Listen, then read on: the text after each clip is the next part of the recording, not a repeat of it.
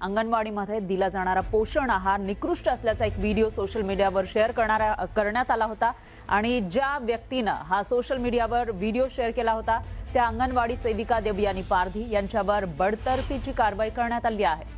कुकरला 9 ते 10 शिट्ट्या काढून सुद्धा पांढरा वाटाणा शिजत नाही तर भरडा शिजवून सुद्धा कच्चा राहतो असा आरोप त्यांनी केला होता। हा आहार लहान मुलांना कसा खाऊ घालायचा असा सवाल सुद्धा त्यांनी उपस्थित केला। तसंच FDA आयुक्त तुकाराम मुंढे यांना निकृष्ट आहारावर तात्काळ बंदी घालण्याचं आवाहन त्यांनी केलं होतं।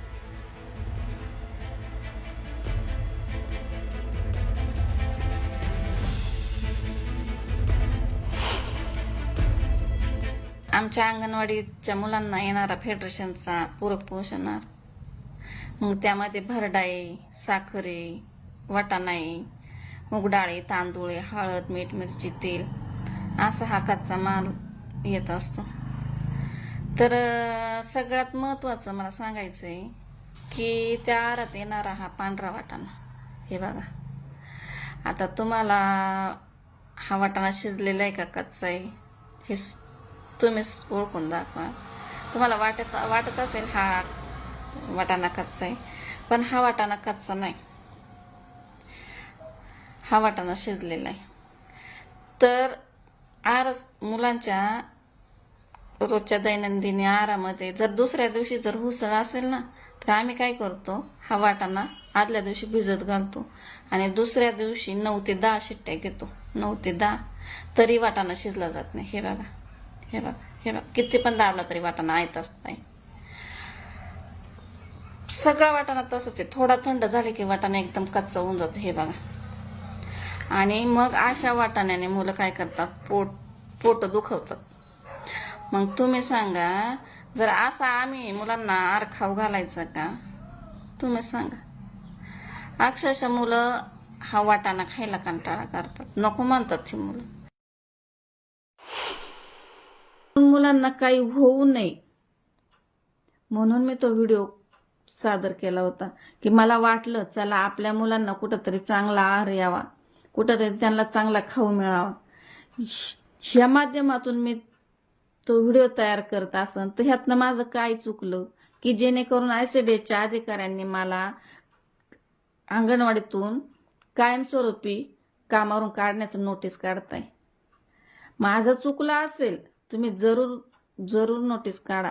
आज मी माझ्या मुलांच्या आहारावरती प्रश्न मांडते आणि तुम्ही मला आज कामावरून कमी काढण्याचं नोटीस काढताय।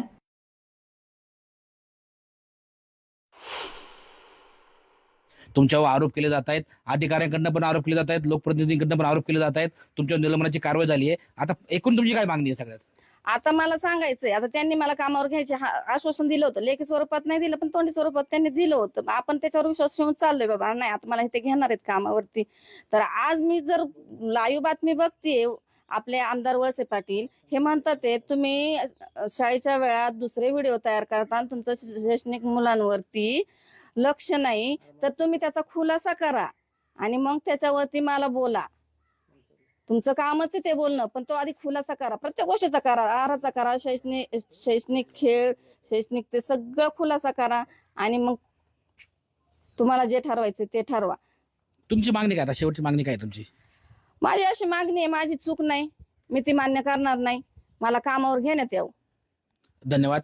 खरं तर आपण पाहिलं, ह्या होत्या निलंबित केलेल्या अंगणवाडी सेविका रेश्मा उर्फ देवयानी पारधी। खरं तर फक्त पोषण आहार चुकीचा येतोय, निकृष्ट येतोय याचा व्हिडिओ करून त्यांनी तो समाज माध्यमावर टाकला होता आणि FDA आयुक्त जे आहेत तुकाराम मुंढे यांना आवाहन केलं होतं की मुंढे साहेब, हा जो शालेय पोषण आहार आहे अंगणवाडी मुलांचा त्याच्यातही लक्ष घाला। मात्र त्यांचा हा सोशल मीडियावर टाकण्यात आलेला व्हिडिओ त्यांच्यासाठी नुकसानकारक ठरला असून त्यांच्यावरती निलंबनाची कारवाई झाली आहे आणि आता त्यांचं स्पष्ट म्हणणं आहे की माझी काहीही चुकी नाही, मला माझ्यावरली जी कारवाई आहे ती कारवाई मागे घ्यावी, असं स्पष्ट मत या ठिकाणी रेश्मा उर्फ देवयानी पारधी यांनी व्यक्त केलंय। सचिन तोडकर, न्यूज 18 मराठी, घोडेगाव, पुणे।